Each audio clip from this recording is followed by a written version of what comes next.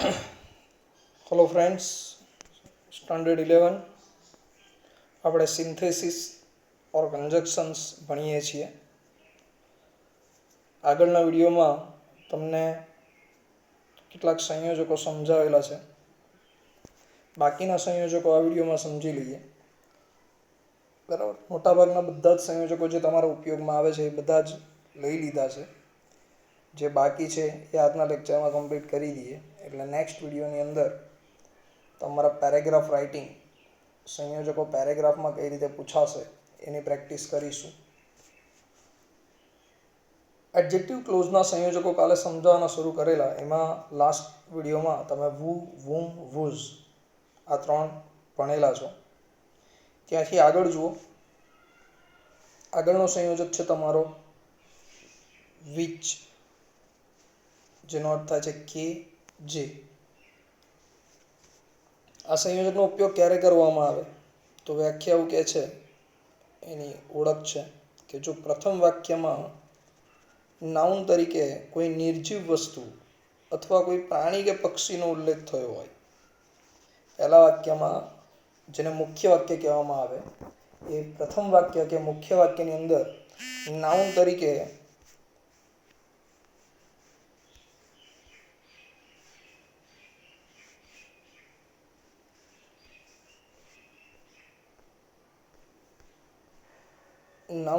કોઈ નિર્જીવ વસ્તુ કે પ્રાણી પક્ષીનો ઉલ્લેખ થયો હોય અને બીજા વાક્યમાં તે જ નાઉનનો ને દર્શાવવા ઈટ સર્વનામનો ઉપયોગ થયો હોય. જો પ્રથમ વાક્યમાં નાઉન તરીકે નિર્જીવ વસ્તુ કે પ્રાણી પક્ષીનો ઉલ્લેખ થયો હોય અને બીજા વાક્યમાં તે જ નાઉનને દર્શાવવા ઈટ સર્વનામનો ઉપયોગ થયો હોય તો બે વાક્યોને જોડવા સંયોજક તરીકે વિચનો ઉપયોગ કરવો. બરાબર છે, આ એની વ્યાખ્યા થઈ. ટૂંકમાં એવું સમજી લો કે પહેલા વાક્યમાં કોઈ નિર્જીવ વસ્તુ અથવા પ્રાણી કે પક્ષીનો ઉલ્લેખ હોવો જોઈએ અને બીજા વાક્યમાં એ જ નાઉનને દર્શાવવા ઈટ સર્વનામ આપેલું હોય. એ વાક્યની શરૂઆતમાં હોય, બીજા વાક્યની શરૂઆતમાં ઈટ ઇઝ, ઈટ વોઝ એવું આપેલું હોય, અથવા વાક્યના અંતે ઈટ આપેલું હોય, અંતે અથવા વચ્ચે આવતું હોય ઈટ, તો ત્યારે સંયોજક તરીકે વિચનો ઉપયોગ કરવો. એક્ઝામ્પલ જો એટલે વધારે સમજ પડશે. ફર્સ્ટ એક્ઝામ્પલ છે, the farmer killed a hen. The farmer killed a hen. અહીંયા આપણી પાસે પહેલા વાક્યમાં બે નાઉન છે. ફાર્મર પણ નાઉન કહેવાય અને હેન પણ નાઉન કહેવાય. હેન એટલે મરઘી, બરાબર, કોઈ પક્ષીનો ઉલ્લેખ થયો. It gave golden eggs. તે સોનાના ઈંડા આપતી હતી.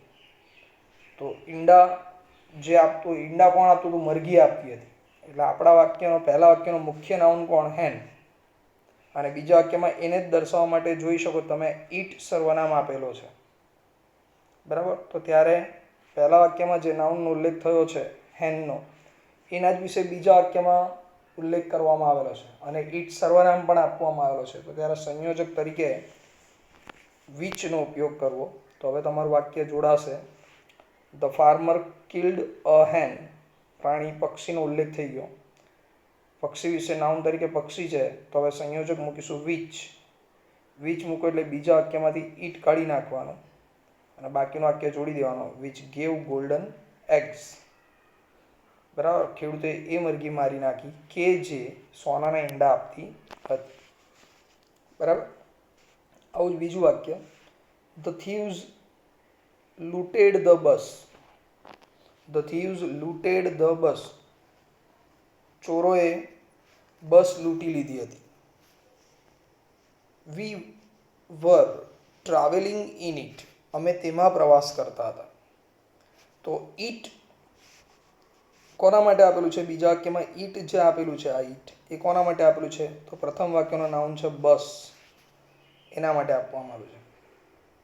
અમે કોનામાં પ્રવાસ કરતા હતા? તે બસમાં પ્રવાસ કરતા હતા. બરાબર, તો પ્રથમ વાક્યમાં એક નિર્જીવ વસ્તુનો ઉલ્લેખ છે અને બીજા વાક્યમાં એને જ દર્શાવવા માટે ઈટ સર્વનામ આપવામાં આવેલું છે. તો ત્યારે સંયોજક તરીકે શાનો ઉપયોગ કરવાનો? વિચ. તો પહેલા વાક્યનો નાઉન જ્યાં સુધી આવતું હોય ત્યાં સુધીનું આખું વાક્ય લખીશું આપણે. અહીંયા નાઉન અંતે આપેલું છે એટલે પહેલું વાક્ય આખું લખવું પડશે. ધ થીવ્સ લૂટેડ ધ બસ. હવે જુઓ, ઈટ સર્વનામ બીજા વાક્યમાં આપેલું છે, એની આગળ એક પ્રેપોઝિશન છે ઇન. તો એને ઉપયોગ કરવો પડે આપણે. તો ઇન વિચ સંયોજક શું આવશે? In which.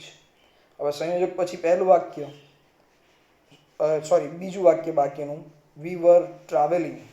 In which we were travelling. તો ચોરોએ એ બસ લૂંટી લીધી કે જેમાં અમે પ્રવાસ કરતા હતા. ખ્યાલ આવી ગયો? આ થઈ ગયું વિચ સંયોજક. આ જ રીતે બીજો એક સંયોજક છે તમારો, એ છે વાય. આ પણ એડજેક્ટિવ ક્લોઝનો સંયોજક. એનો અર્થ થાય છે કે શા માટે. કે શા માટે. બરાબર, એનો અર્થ કેમ નથી કરવાનો. ક્યારે આ સંયોજકનો ઉપયોગ થાય છે વાયનો? તો વ્યાખ્યા એવું કહે છે કે જો મુખ્ય વાક્યમાં એટલે કે પ્રથમ વાક્યમાં નાઉન તરીકે કોઈ કારણદર્શક શબ્દનો ઉપયોગ થયો હોય અથવા વાક્યને અંતે ધ રીઝન કે ધ કોઝ જેવા શબ્દો આવતા હોય. નાઉન તરીકે ધ રીઝન અથવા ધ કોઝ જેવા શબ્દો આવતા હોય તો સંયોજક તરીકે વાયનો ઉપયોગ કરવો. એકવાર રિપીટ કરું છું. જો મુખ્ય વાક્યમાં નાઉન તરીકે કોઈ કારણદર્શક શબ્દનો ઉપયોગ થયો હોય અથવા વાક્યના અંતે ધ રીઝન અથવા ધ કોઝ શબ્દનો ઉપયોગ થયો હોય તો સંયોજક તરીકે વાયનો ઉપયોગ કરવો. બરાબર. પહેલા વાક્યમાં ધ રીઝન કે ધ કોઝ હોય વાક્યના અંતે એટલે આપણે વાય સંયોજક મૂકી દેવાનું. બરાબર. તો તમારું સેન્ટેન્સ આવું છે. પહેલા કે બીજા વાક્યમાં હોઈ શકે. મુખ્ય વાક્યમાં Anil was not promoted in the company. અનિલને કંપનીમાં પ્રમોશન આપવામાં, બઢતી આપવામાં આવી ન હતી. I don't know the reason for it.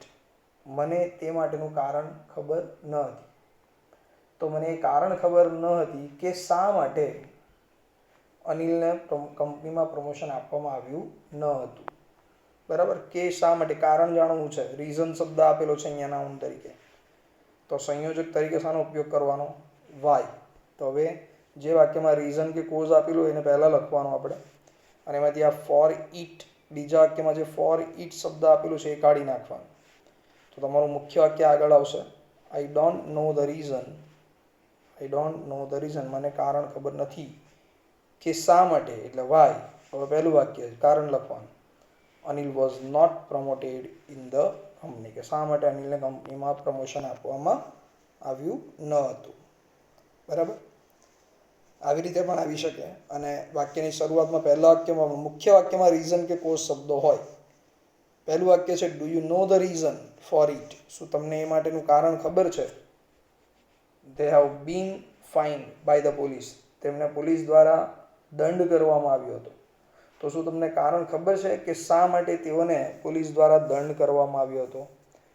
બરાબર. દંડ થવા માટેનું કારણ જાણવું છે. કે શા માટે એવો અર્થ થાય તો સંયોજક તરીકે શાનો ઉપયોગ કરવાનો?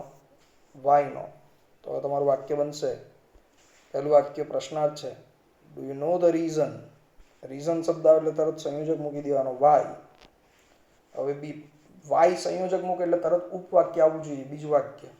તો એ જોડી દેવાનું. They have been fined by the police. હવે પહેલા વાક્યનો જે પ્રશ્નાર્થ ચિહ્ન હતો એ અહીંયા મૂકી દેવાનો છે. બરાબર. તો તમારું વાક્ય બન્યું do you know the reason why they have been fined by the police. તો તમને કારણ ખબર છે કે શા માટે તેઓને પોલીસ દ્વારા દંડ કરવામાં આવ્યો હતો. ખ્યાલ આવે છે મિત્રો? ઓકે. આગળનો સંયોજક જોઈએ, વેન. બરાબર. એકવાર ધ્યાનથી સમજજો. શબ્દો આપેલા છે ચોક્કસ એ રીતે જ બને, એની બહાર સેન્ટેન્સ નહીં બનશે, એટલે જરાક ધ્યાનથી સમજતા જજો. હવે વેન સંયોજક આપેલો છે. વેનની બે વ્યાખ્યા છે, બે અલગ અલગ ઉપયોગ છે. એક અર્થ છે જ્યારે અને બીજો અર્થ છે કે જ્યારે. જ્યારે અર્થ ક્યારે કરવાનો છે? તો જો કરતા ભૂતકાળમાં કોઈ ચોક્કસ સમયે બીજી ક્રિયા પૂર્ણ થતી હોય, જો કર્તાએ ભૂતકાળમાં કોઈ નિશ્ચિત સમયે બીજી ક્રિયા પૂર્ણ કરેલી હોય અથવા પૂર્ણ થઈ હોય તો તેને દર્શાવવા વેન સંયોજકનો ઉપયોગ થાય છે. એટલે કોઈ ચોક્કસ સમય હોય ને એ સમયે બીજી ક્રિયા થતી હોય ત્યારે વેન સંયોજકનો ઉપયોગ કરવામાં આવે છે. બરાબર. એક બીજી વ્યાખ્યા છે જ્યારે એડજેક્ટિવ ક્લોઝ તરીકે વપરાય છે વેન, તો એની વ્યાખ્યા એવી છે કે જો પ્રથમ વાક્યના અંતે નાઉન તરીકે the time, the day, the month, week, the year, the festival, the season આવા સમયદર્શક શબ્દો આપેલા હોય તો સંયોજક તરીકે વેનનો ઉપયોગ કરવો. બરાબર. એક ભૂતકાળમાં નિશ્ચિત સમયે બીજી ક્રિયા પૂર્ણ થયેલું એવું દર્શાવવું છે ત્યારે પણ વેનનો ઉપયોગ થાય. અને એ ઉપરાંત જો મુખ્ય વાક્યના અંતે તમને સમયદર્શક શબ્દો આપેલા હોય, કયા શબ્દો આપેલા હોય એ પણ મેં લખીને જણાવેલા છે. જો વાક્યના અંતે આ શબ્દો આવતા હોય તો સંયોજક તરીકે શું મૂકી દેવાનું છે? વેન મૂકી દેવાનું છે. વાક્યને સમજો એટલે વધારે ખ્યાલ આવશે. આઈ ડોન્ટ નો ધ ટાઈમ, જો વાક્યના અંતે ધ ટાઈમ શબ્દ આવ્યો, મને સમય ખબર નથી. The flying Rani will arrive at Surat station, flying Rani ટ્રેનનું નામ છે, સુરત સ્ટેશન પર ક્યારે આવશે? તો હું એ જાણતો, મને એ સમય ખબર નથી કે જ્યારે ફ્લાઇંગ રાની સુરત સ્ટેશન પર આવશે. બરાબર. તો ધ ટાઈમ વર્ડ આપેલો છે પહેલા વાક્યમાં, વાક્યના અંતે નાઉન તરીકે, તો સંયોજક તરીકે શાનો ઉપયોગ કરવાનો? વેનનો. તો તમારું વાક્ય બનશે I don't know the time. Noun આવી ગયો સમયદર્શક એટલે તરત સંયોજક મૂકી દેવાનો વેન. વેન પછી બીજું વાક્ય, ઉપવાક્ય બતાવવાનું. The flying Rani will arrive at station. બરાબર. એવું શક્ય બની શકે કે વાક્યના અંતે ધેન, એટ ધેટ ટાઈમ, બીજા વાક્યના અંતે આવા શબ્દો આપેલા હોય તો એ શબ્દો તમારે કાઢી નાખવાના છે. બરાબર. જો આપેલા હોય તો કાઢી નાખવાના છે. બીજું વાક્ય જુઓ. પહેલી વ્યાખ્યા પ્રમાણે કે જો ભૂતકાળમાં કોઈ નિશ્ચિત સમયે બે ક્રિયા થઈ હોય તો એમાંથી જે પૂર્ણ થયેલી ક્રિયા છે, બરાબર, એને દર્શાવવા માટે વેનનો ઉપયોગ કરવામાં આવે. તો તમારું સેન્ટન્સ છે the teacher entered the class, શિક્ષક ક્લાસમાં પ્રવેશ્યા હતા. The students were throwing duster on one another then, ત્યારે વિદ્યાર્થીઓ એકબીજા ઉપર ડસ્ટર ફેંકતા હતા, એકબીજા તરફ ડસ્ટર ફેંકતા હતા. તો જ્યારે શિક્ષક ક્લાસમાં પ્રવેશ્યા ત્યારે વિદ્યાર્થીઓ એકબીજા તરફ ડસ્ટર ફેંકતા હતા. જ્યારે એક ચોક્કસ સમય છે કે જ્યારે છોકરાઓ મસ્તી કરતા હતા ત્યારે જ શિક્ષક એન્ટર થયા. તો જ્યારે એવો અર્થ થતો હોય તો સંયોજક તરીકે વેનનો ઉપયોગ કરવાનો. ત્યારે વેન વાક્યની શરૂઆતમાં આવશે, ભૂતકાળના વાક્યની આગળ આવશે વેન, એ ધ્યાન રાખવાનું. તો when the teacher entered the class, હવે સંયોજક આગળ આવી ગયો એટલે બે વાક્ય વચ્ચે અલ્પવિરામ કરી દેવાનું અને પછી બીજું વાક્ય લખી દેવાનું. The students were throwing duster to one another. બીજા વાક્યના અંતે જો then, at this time, at that time આવા શબ્દો જે આપેલા હોય એ કાઢી નાખવાના. બરાબર. એ વેનમાં આવી ગયું. ખ્યાલ આવી ગયો મિત્રો? બરાબર. તો આ થઈ ગયું વેન સંયોજક. એ જ રીતે આગળનો સંયોજક આપેલો છે તમને, એ છે વેર. વેરનો અર્થ થાય છે કે જ્યાં. વેરનો અર્થ થાય છે કે જ્યાં. જો પ્રથમ વાક્યમાં કોઈ સ્થળ દર્શક નાઉનનો ઉપયોગ થયો હોય, જો પ્રથમ વાક્યમાં કોઈ સ્થળ દર્શક નાઉનનો ઉપયોગ થયો હોય અને એ જ સ્થળનો બીજા વાક્યમાં પણ ઉલ્લેખ કરવામાં આવેલો હોય, પ્રથમ વાક્યમાં આપેલું જે સ્થળ દર્શક નાઉન છે એ જ સ્થળનો બીજા વાક્યમાં પણ ઉપયોગ થયો હોય તો ત્યારે બે વાક્યોને જોડવા સંયોજક તરીકે વેરનો ઉપયોગ કરવો. બરાબર. આને થોડુંક સહેલું બનાવવાનો પ્રયત્ન કરીએ કે વેર ફિક્સ ક્યાં મૂકવામાં આવે. તો જો પ્રથમ વાક્યમાં સ્થળ દર્શક નાઉન તરીકે ધ પ્લેસ શબ્દો યાદ રાખવાના છે તમારે મિત્રો. The place, the spot, the area, the building, building એટલે બિલ્ડિંગની જગ્યાએ કોઈ ઇમારતનું નામ પણ હોઈ શકે. બરાબર. જેમ કે આ વાક્ય છે વી સ્ટડી ઇન તાના ક્લાસીસ. બરાબર. તો તાના ક્લાસીસ એક સંસ્થાનું નામ છે, એક ઇમારતનું નામ છે, તો ત્યારે વેરનો ઉપયોગ કરી શકાય.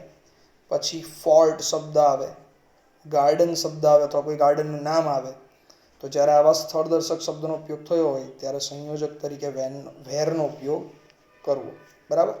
અને જ્યારે બે વાક્યોને તમે વેર વડે જોડો છો તો બીજા વાક્યમાંથી હિયર કે ધેર શબ્દ આપેલા હોય એ તમારે કાઢી નાખવાનું છે. Okay friends.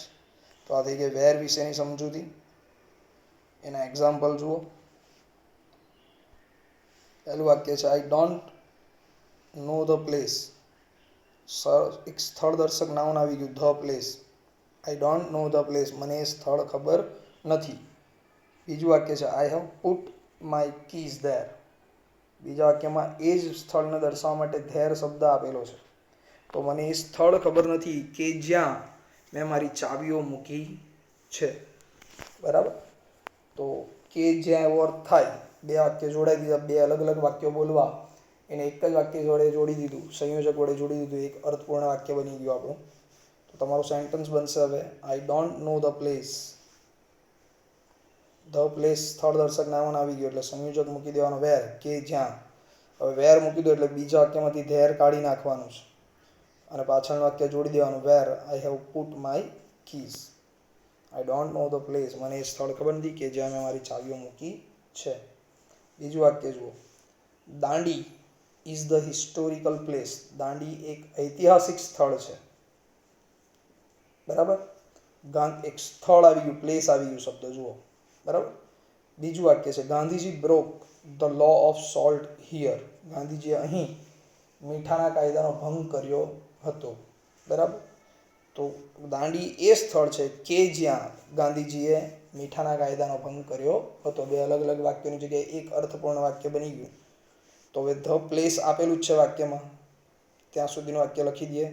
તો Dandi is the historical place. Place શબ્દ આવી ગયો એટલે સંયોજક મૂકી દેવાનો વેર. હવે બીજું વાક્ય લખવાનું, Gandhiji broke the law of salt. બીજું વાક્ય લખો તો બીજા વાક્યમાંથી હિયર શબ્દ કાઢી નાખવાનો છે. બરાબર. ખ્યાલ આવી ગયો મિત્રો. તો આ થઈ ગયું તમારું વેર સંયોજક વિશે.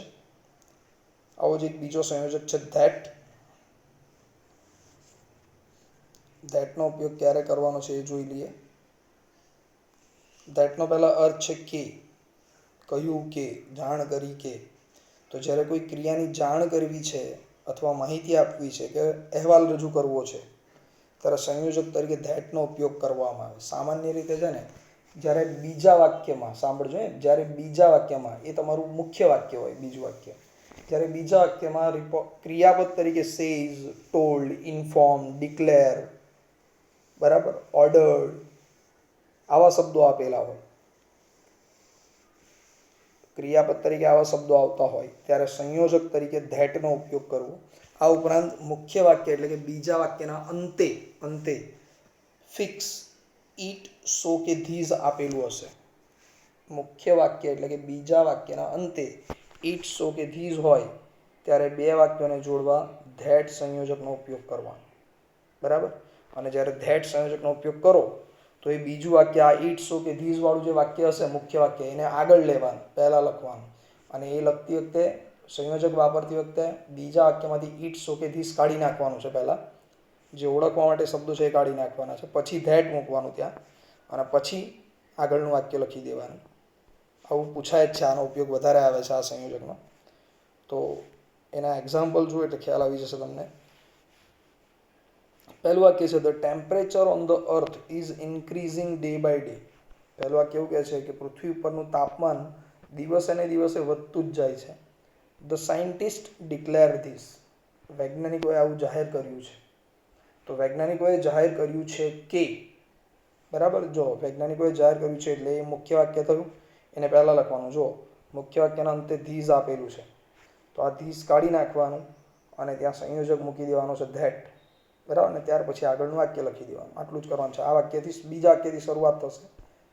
તો ધ સાયન્ટિસ્ટ ડિક્લેર ધેટ.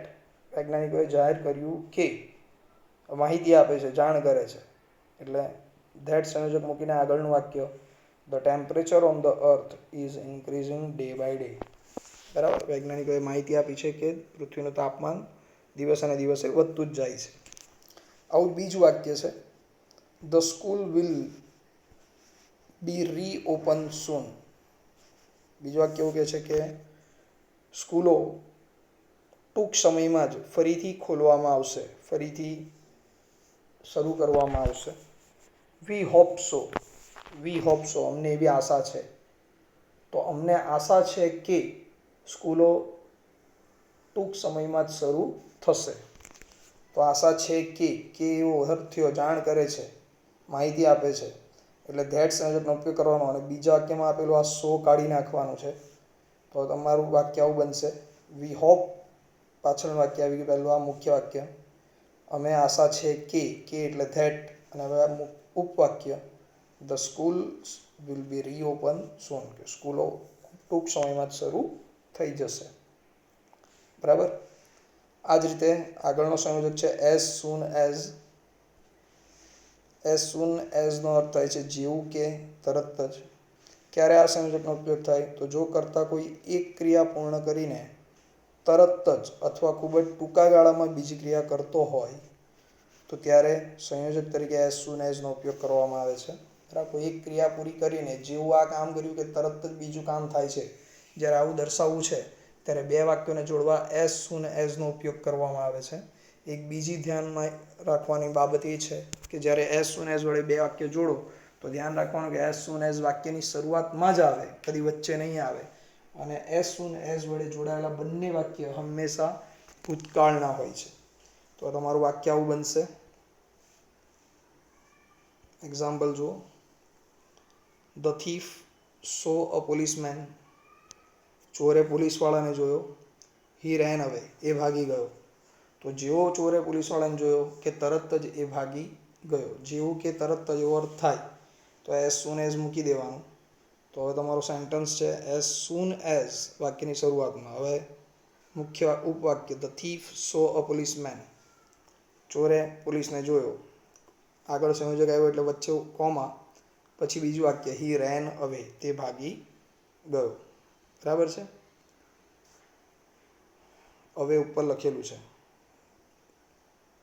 આ જ પ્રમાણે બીજું વાક્ય, અ કિડ સો હિઝ મધર. હિઝ કે હર, કિડ એટલે બાળક. તો બાળકે તેની માતાને જોયું. હી સ્ટોપ્ડ ક્રાઇંગ, એ રડતું બંધ થઈ ગયું. તો જેવું બાળક એની માતાને જોયું કે તરત જ એ રડતું બંધ થઈ ગયું. બરાબર.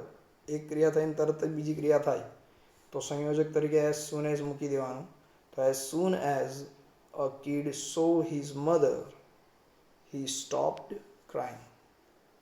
ઓકે મિત્રો.